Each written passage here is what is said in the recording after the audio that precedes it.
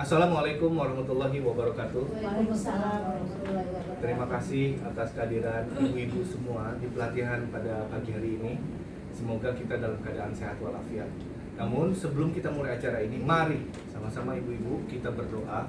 Semoga acara ini dapat berjalan dengan lancar dan kita semuanya dalam keadaan sehat walafiat dan juga tercurah rahmat dan berkah Allah Subhanahu wa taala Tuhan Yang Maha Esa untuk pelatihan pada pagi hari ini. Mari sama-sama ibu-ibu kita berdoa terlebih dahulu. Berdoa dimulai.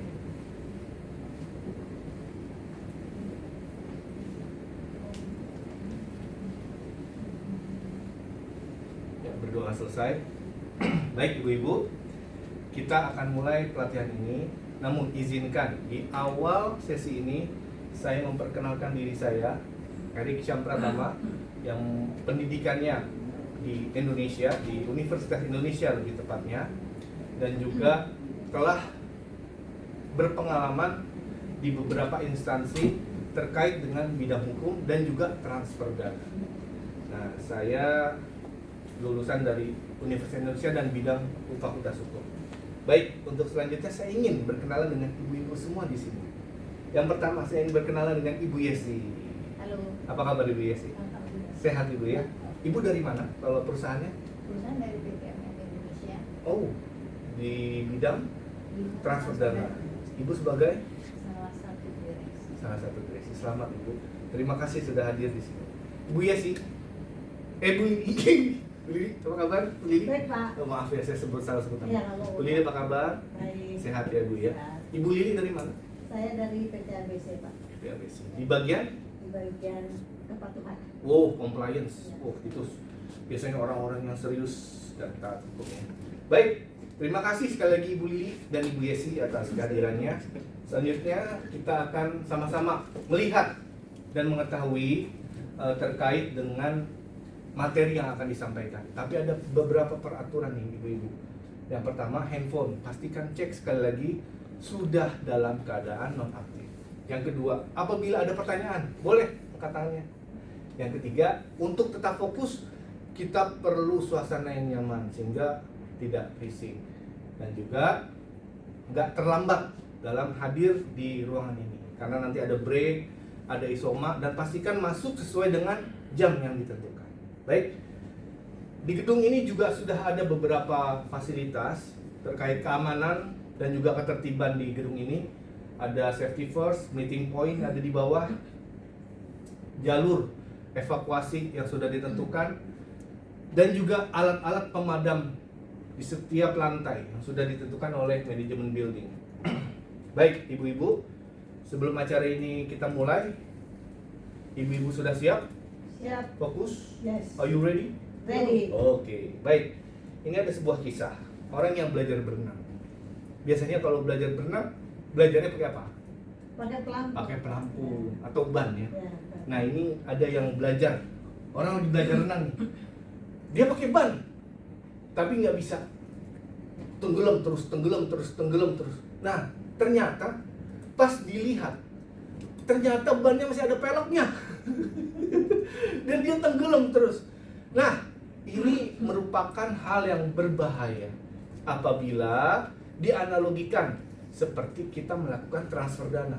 Bayangkan kita nggak tahu kalau ada sebuah hal yang dapat menenggelamkan orang tersebut dalam belajar renang, sehingga tidak optimal.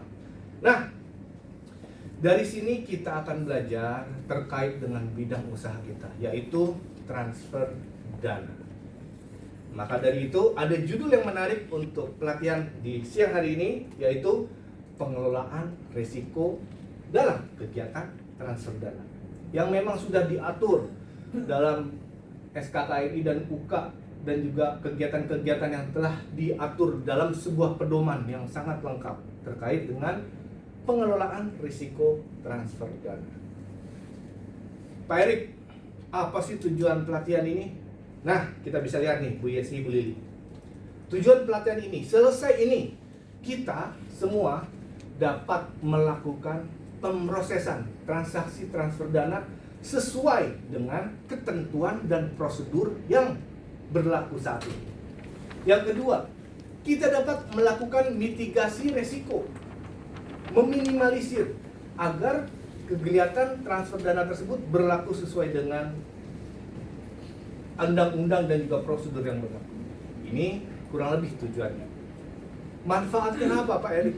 Manfaatnya adalah kita dapat menganalisis operasional transaksi transfer dana dan juga dapat mengelola risiko, mengkontrol terjadinya risiko-risiko dalam pelaksanaan transfer dana. Jadi inilah kurang lebih goals, output setelah kita mengikuti pelatihan. Inilah gambaran sedikit mengenai pengelolaan transfer dana. Kita tahu bahwa di Indonesia ini untuk dapat diberikan lisensi perusahaan transfer dana itu sulit sekali ya. Bu Yesi setuju ya? Bu Lili, betul ya? Bank Indonesia itu sangat concern untuk dapat memberikan izin bahwa perusahaan itu qualified, kompeten untuk dapat melakukan transfer dana. Nah, ini merupakan aktivitas penting dalam sistem keuangan di Indonesia yang modern. Sehingga kita tahu resiko-resiko itu dapat muncul. Ada resiko operasional, ada resiko teknologi, hukum, maupun keamanan data. Di mana saat ini Indonesia sudah punya tuh namanya Undang-Undang PDP, Perlindungan Data Pribadi. Jadi nggak boleh dilanggar. Yang ketiga, diperlukan manajemen risiko yang efektif, cepat, dan juga transparan, accountable untuk dapat menjalankan operasional transfer dana. Sehingga tujuan pengelolaan risiko diantaranya adalah satu, menggaransi atau menjamin keamanan dan keandalan sistem transfer dana. Yang kedua, memprotek, melindungi nasabah nih dari kerugian dan penyalahgunaan. Yang ketiga, memenuhi regulasi standar kepatuhan, nih Bu Lili, kepatuhan ya, compliance, dan juga ini juga merupakan hal yang sangat harus dijaga. Karena kalau nggak dijaga, efek dominonya sampai meruntuhkan reputasi lembaga keuangan. Jadi ini harus dijaga. So, jadi ibu-ibu, apa sih resiko-resiko yang ada tuh dalam transfer dana? Nih, kita bisa lihat di slide selanjutnya. Yang pertama, ada resiko operasional. Contoh, kesalahan input data apabila dikelola atau dilakukan oleh manual seseorang. Sistemnya down. Ini bisa terjadi dalam transfer dana saat ini. Kemudian, teknologi. Contoh, ada serangan cyber. Kita tahu beberapa waktu lalu kita pernah ada malware, ada serangan cyber attack dari hacker-hacker yang tidak bertanggung jawab. Dan juga compliance. Kita tahu ya, bahwa transfer dana ini berdasarkan dari 3 lembaga, ada OJK, ada BI, ada PPATK. Nah, ini kita harus patuh terhadap regulasi-regulasi yang di-create oleh mereka.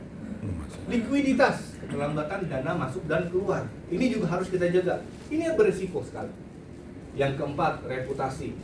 Keluhan nasabah secara verbal, tapi dia omongin kemana-mana sehingga, waduh, nanti namanya juga nggak bagus. Nama perusahaan kita jadi jelek kalau kita nggak menjaga. Inilah kurang lebih 5 risiko dalam transfer dana yang kita sudah summarize menjadi risiko-risiko yang sangat penting. Jadi bagaimana mengelolanya? Nah, ini ada slide selanjutnya yang harus kita tahu. Yang pertama, identify risiko. Identifikasi itu risikonya apa? Di mapping potensi sumber risiko dalam setiap proses. Prosedurnya dijaga, jangan sampai disalahi. Yang kedua, penilaian risiko.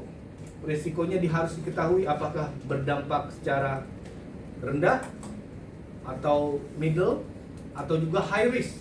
Ini juga harus kita tahu kategori-kategorinya. Mitigasi risiko, ditetapkan kontrol dan juga SOP. Teknologinya juga kalau bisa ada, kita build, kita develop secara baik. Nah, yang keempat ada monitoring dan evaluasi. Audit secara rutin biar kesalahan-kesalahan yang sudah terjadi tidak terjadi lagi di masa depan.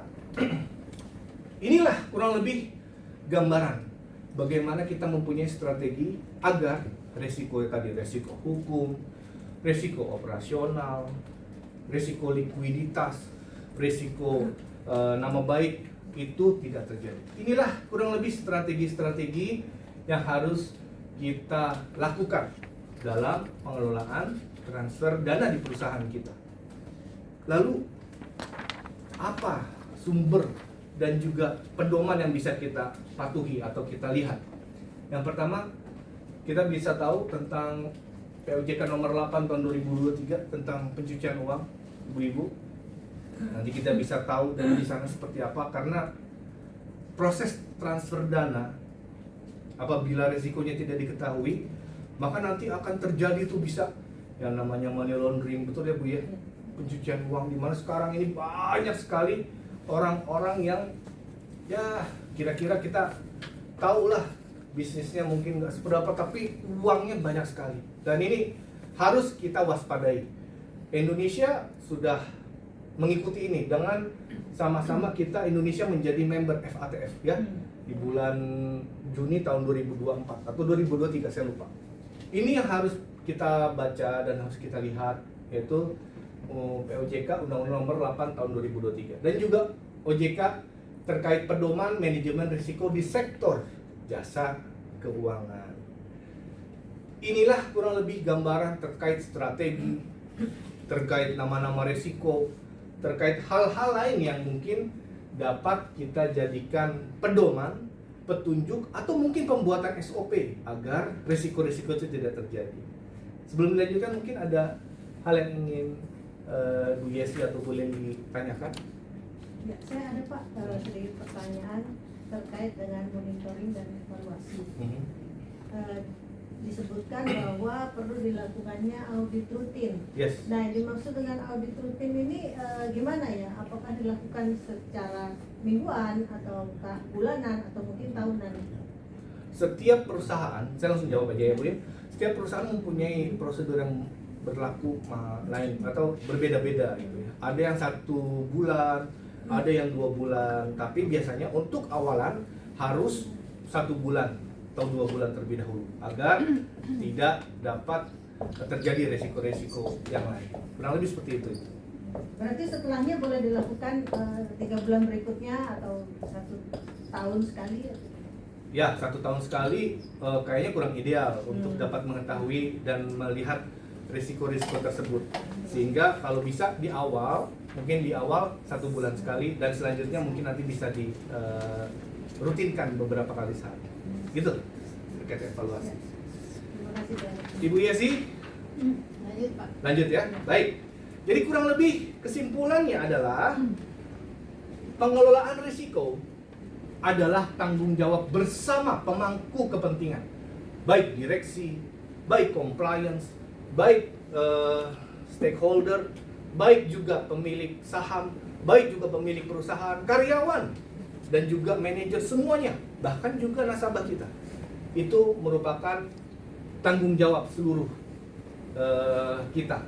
Kunci utamanya identifikasi secara awal, pengendalian efektif, dan juga pantau supaya sustainable, tidak terjadi resiko-resiko seperti yang tadi kita sudah bahas.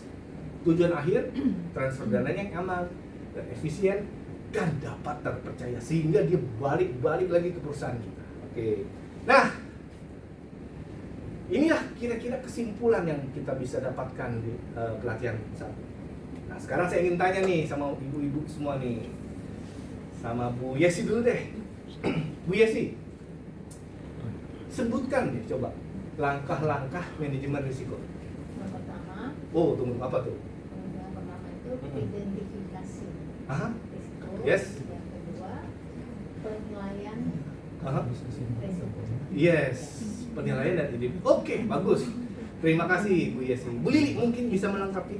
Mungkin saya tambahkan sedikit ya Pak, ada mitigasi risiko dan kemudian analisa risiko. Betul. Maksudnya monitoring dan Betul sekali. Jadi Ibu identifikasi dan analis. Ibu juga tadi menganalisa dan monitoring.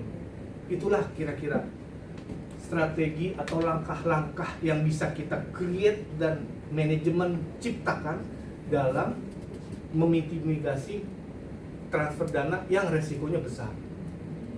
Tadi kita tahu ya, ada high risk, ada middle risk, ada yang paling bawah. Itu kalau misalnya mungkin dia nggak terlalu banyak mengirimkan uang. Tapi kalau high risk udah negaranya bahaya dan juga kiriman uangnya banyak. Dikirim juga oleh anak kecil yang masih belum punya pekerjaan tetap. Nah, ini harus kita sama-sama antisipasi agar risiko tersebut tidak terjadi. Oke, sekarang kita masuk sesi evaluasi supaya saya dapat mengcapture nih kepemahaman Ibu Yesi dan Ibu Leli terkait dengan risiko transfer dana. Oke, silakan dikerjakan terlebih dahulu, ibu-ibu, di kertas yang tadi sudah diberikan. Silakan, nomor 1, nomor 2.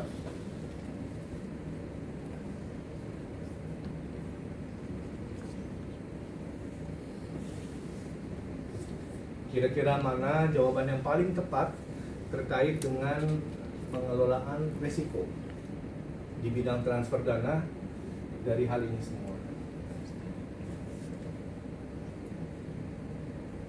Pilih yang paling tepat, kira-kira yang mana nih? Memang pertanyaannya hampir sama semua nih jawabannya, tapi kita bisa milih yang paling tepat. Oke, boleh dikumpulkan? Oke, terima kasih. Oke, terima kasih. Oh, oke, thank you. Saya rasa ibu-ibu sudah paham nih semuanya. Baik, nah tapi selain evaluasi ini ada nih tugas tambahan untuk ibu-ibu semuanya. Nanti bisa dikerjakan di rumah sebagai review. Lihat lagi kira-kira apa nih nanti yang bisa dapat mengenai pengelolaan risiko transfer dana.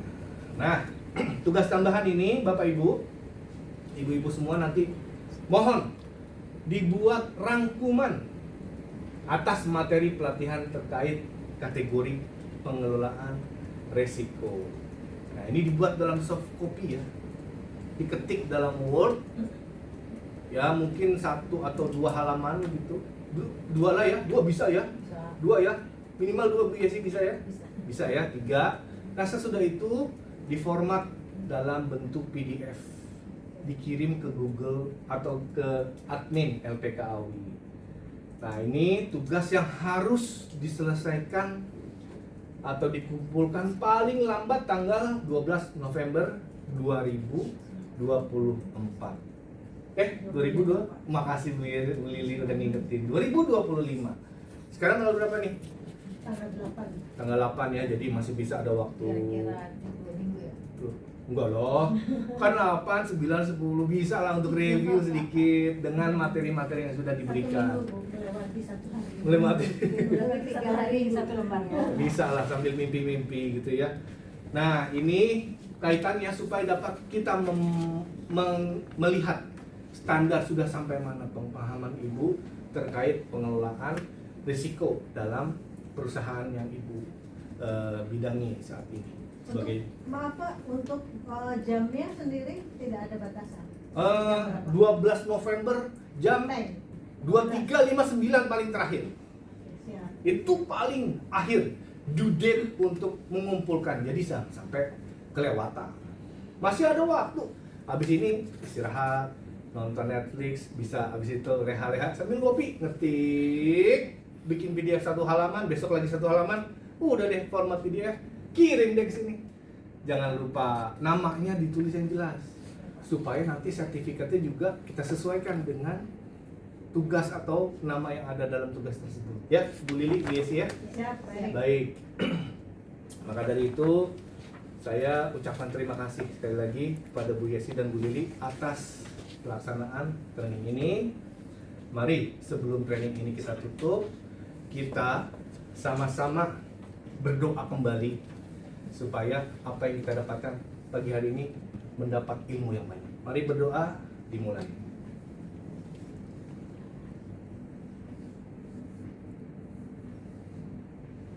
Amin. Amin ya rabbal alamin. Terima kasih sekali lagi Bu Yesi dan Bu Lili. Semoga sehat-sehat dan kita dapat bertemu kembali nih di acara atau sesi-sesi selanjutnya. Kita dapat sharing. Kira-kira Pak Erik, saya mau nanya ini, mau nanya itu. Mungkin ibu-ibu ada yang hal yang ingin didiskusikan. Yuk kita sharing knowledge sama-sama. Kita perlu. Boleh kan? Ya boleh.